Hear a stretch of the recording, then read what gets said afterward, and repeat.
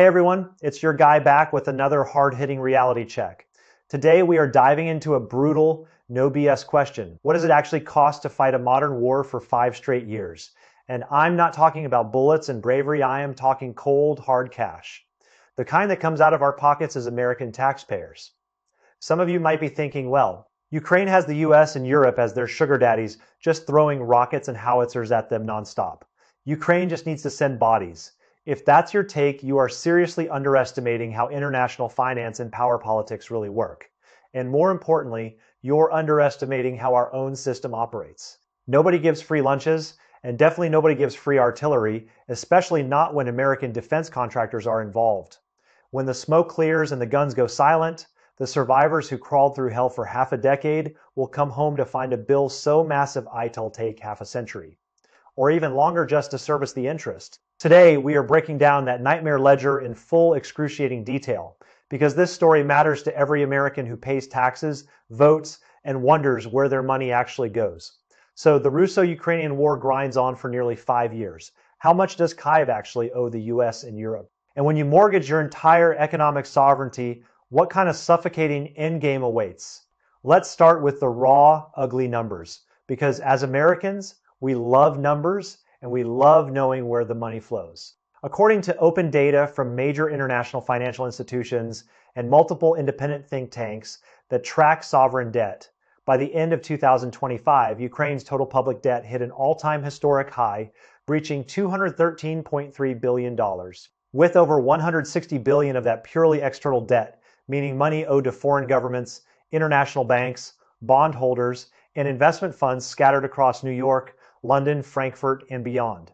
To put that staggering figure in perspective at the end of 2021, the year before the full-scale invasion, Ukraine's debt-to-GDP ratio was only 48.9% manageable by global standards, actually lower than many developed economies, including some in Europe. But by 2026, that number skyrockets past 100%. Let that sink in for a moment, meaning even if the entire country worked nonstop, ate nothing, produced every ounce of wealth it could, and exported everything it made for a full 12 months, it still wouldn't generate enough to cover that single year's red ink. The country is effectively producing less value than it owes. That is how deep the financial hole is. And it's only getting deeper as interest compounds and reconstruction costs pile up from where I'm sitting in America. That looks less like a sovereign nation and more like a debt colony in the making. Now, where did this mountain of debt actually come from? Who exactly has been bankrolling Ukraine, and under what terms? Let's start with the US because that's what most Americans care about, and that's where our tax dollars are flowing. A lot of folks back home assume America is Ukraine's biggest benefactor. Congress kept dropping billions, tens of billions since 2022. Sounds generous, right? Sounds like we are the ones writing the biggest checks and making the biggest sacrifices, but the cold, hard reality is the vast majority of that is military aid, and the way that aid works is a masterpiece of financial engineering fused with the military-industrial complex.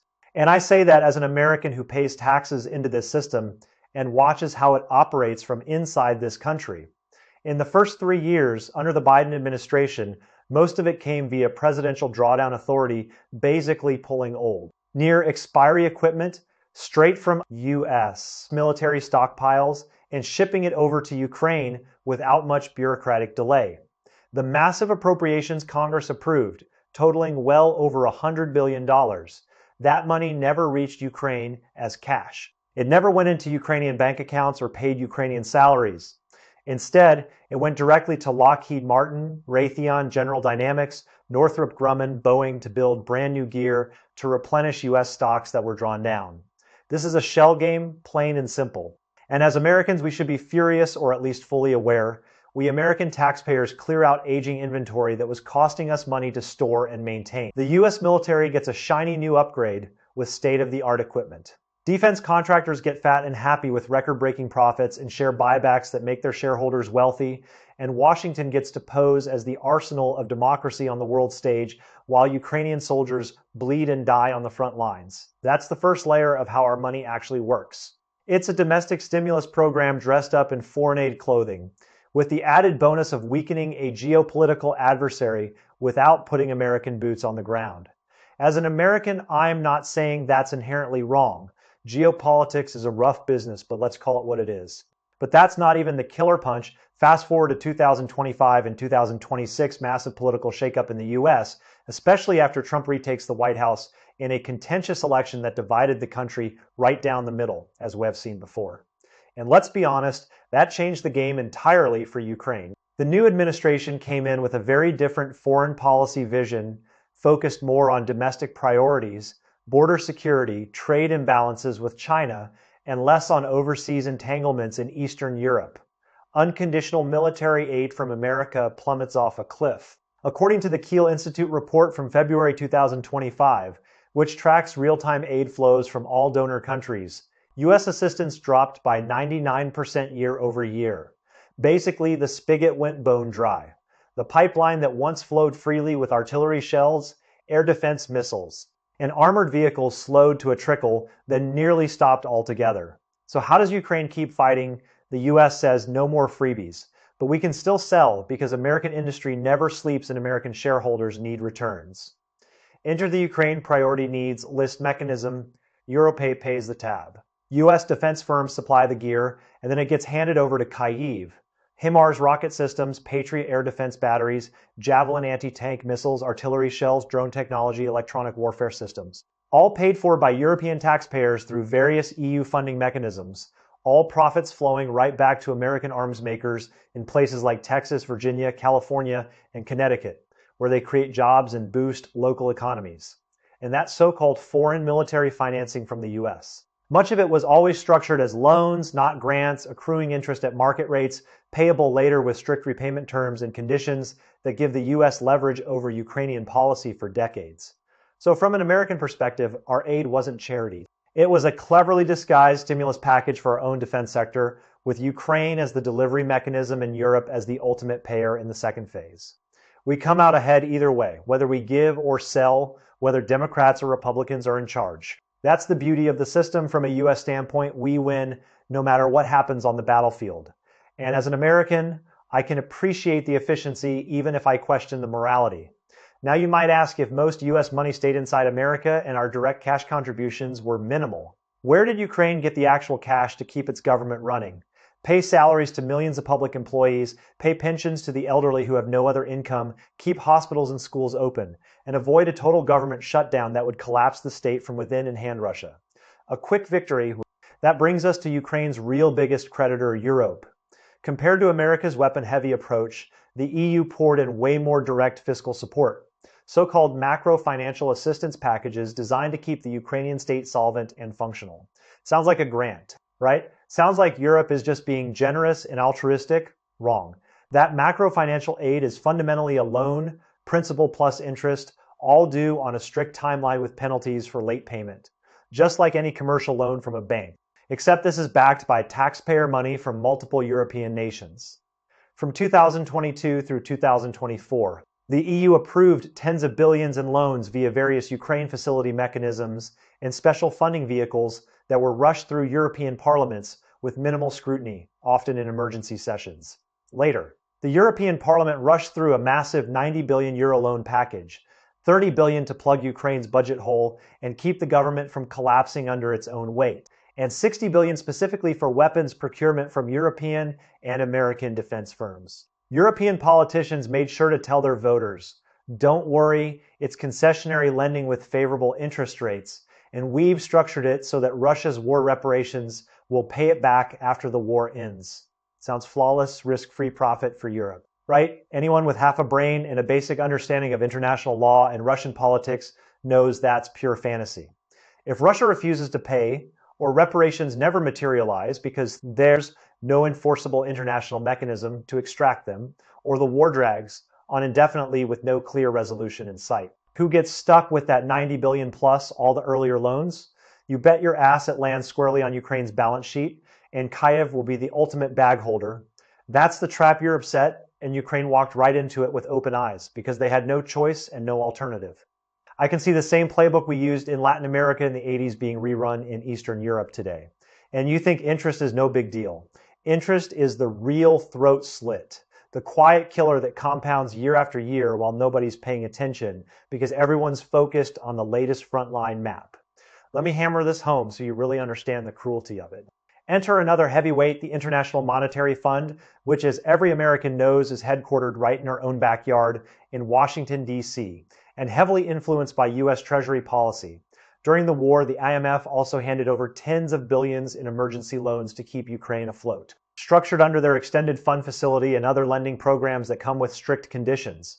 But the IMF is no charity angel. It never has been and never will be, and we Americans know this better than anyone because we've seen it operate in country after country. Do you know their current lending rate for Ukraine? Over 6%?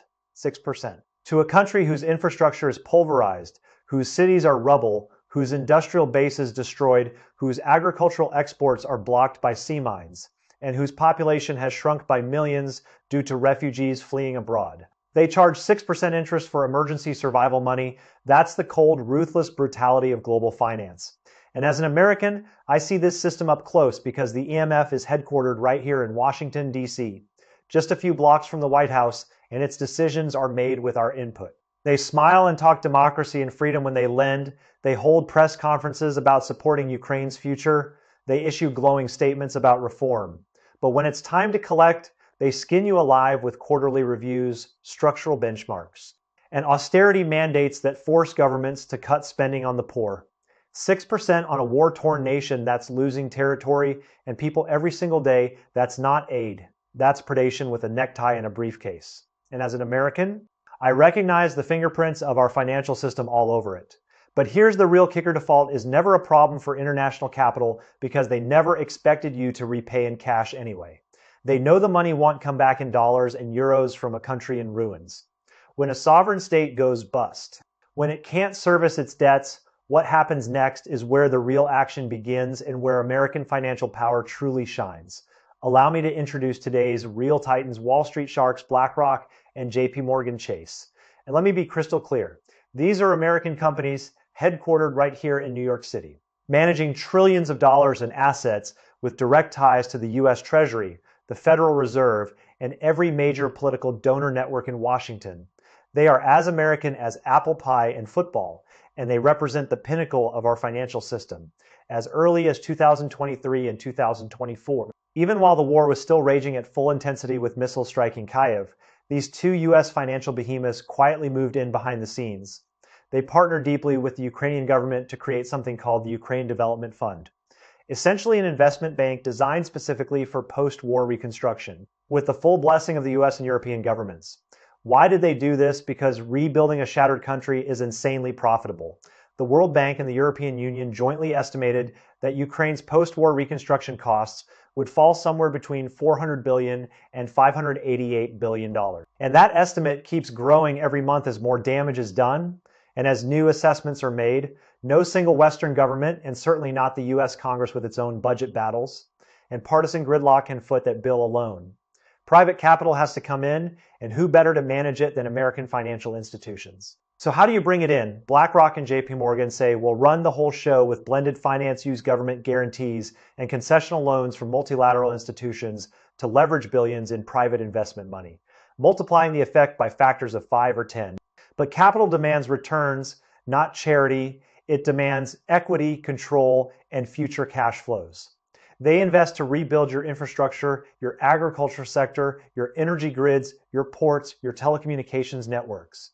And in exchange, they take controlling stakes, pricing power, regulatory influence, and long-term revenue streams, all funneled straight into Wall Street and European pockets.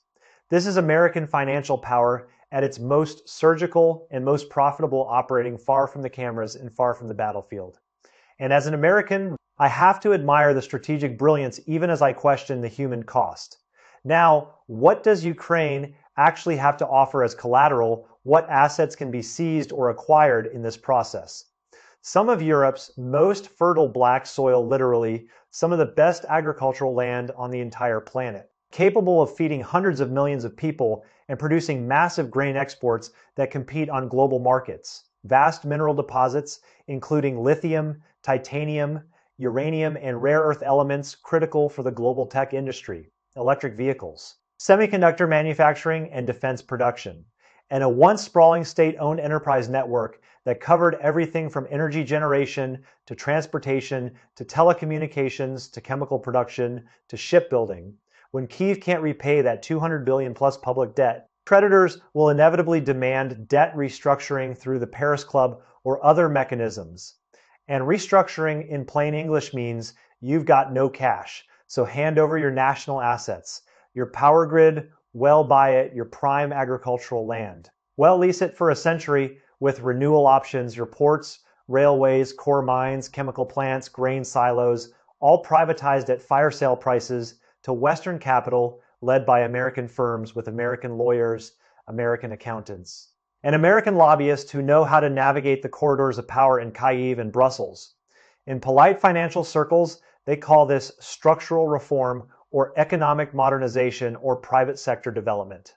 In plain English, it's asset stripping on a national scale. Sound familiar to anyone who remembers the 1990s? After the Soviet Union collapsed, Russia went through a similar shock therapy advised by Western economists and implemented by American-trained technocrats, and we all know how that ended Western capital. With American banks and consultants leading the charge, teamed up with local oligarchs and stripped the country of its industrial base, and millions of ordinary Russian citizens were left with worthless savings, hyperinflation, and nothing to show for the collapse.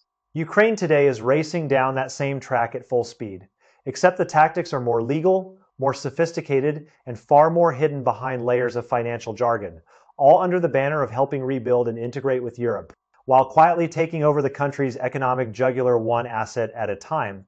And as an American, I have to ask myself, is this really what we mean by support? Is this really what we call partnership and solidarity, or is this just business as usual for American capitalism, dressed up in humanitarian language during wartime with martial law in effect across the country? Every internal conflict, every political disagreement, every economic grievance is buried under immediate survival instincts. Nobody complains about debts when missiles are falling on their city and they're running for shelter. Nobody protests austerity when the enemy is at the gates and the country is fighting for its existence. But the moment fighting stops, whether through a formal ceasefire, a peace deal, or a frozen stalemate along some new frontline society, will eventually return to some semblance of normalcy. And that's when the real reckoning begins. That's when ordinary Ukrainians will wake up to a shattered homeland and a government strangled by international creditors who hold all the cards to meet MF and EU loan conditions. To keep the money flowing and avoid default, Kyiv will have to impose severe fiscal austerity. Pensions slashed to crumbs, public health care gutted, education budgets cut to the bone, subsidies eliminated, while water, electricity, heating, and all basic utilities skyrocket in price to market rates that most people simply cannot afford. This isn't just economic pain. It's a profoundly cruel social tragedy that will affect millions of families, children, and elderly people who have already endured 5 years of war, displacement, and loss. Picture this vividly from an American perspective because we have veterans too. A Ukrainian veteran who spent 5 years huddled in muddy trenches in the Donbass, barely surviving artillery barrages, drone strikes, sniper fire, frostbite, and disease, watching his closest friends die next to him, only to come home permanently disabled, missing limbs, unable to find any job in a collapsed economy, and discover that his government pension for disability and combat service can't even buy a few loaves of black bread for his family for a week. Why? Because every single hryvnia of state revenue has to go first to service debts owed to bureaucrats in Brussels and bankers in Manhattan. He looks up the most profitable agribusinesses in his region. The farms his family once worked for generations are now owned by American multinationals like Cargill and Bunge, who are collecting the profits and sending them across the Atlantic. The electricity rates in his town are set by foreign capital based on market formulas, too high for him to afford to heat his home in the brutal Ukrainian winter that drops to minus 20 degrees. Even the land his family farmed for generations, the soil his grandfather tilled, no longer belongs to Ukrainians. It's now leased to foreign corporations under long-term contracts that run for decades and cannot be revoked. That kind of dispossession cuts deeper than any bullet or shrapnel bullets only kill bodies. But the noose of financial capital strangles an entire nation's dignity, sovereignty, and hope for generations to come. And we Americans, living comfortably across the ocean with our cheap energy and stable economy, need to recognize that our financial system are banks. Our investment funds, our pension managers, are absolutely at the center of this machinery. This is our system at work, and we should at least have the honesty to acknowledge it. Napoleon Bonaparte famously said that war requires three things: money, money, and money. But in our modern capitalist era, let me revise that statement for today's reality. War itself is a super profitable business that generates mountains of sovereign debt and executes the ultimate wealth transfer from the weak to the strong, from the periphery to the core, from the battlefield to the boardroom. Throughout history, in every great power rivalry and every proxy conflict, the real winner is almost never the one spilling blood on the battlefield. The real winner is the one collecting the interest, the equity, the assets, and the control. And that winner is almost always American or Western. So look at this 5-year war through American eyes. On the surface, it's Russian and Ukrainian soldiers tearing each other apart in the mud and rubble of eastern Ukraine, with drones buzzing overhead and artillery raining down. A bloody stalemate that has cost hundreds of thousands of lives.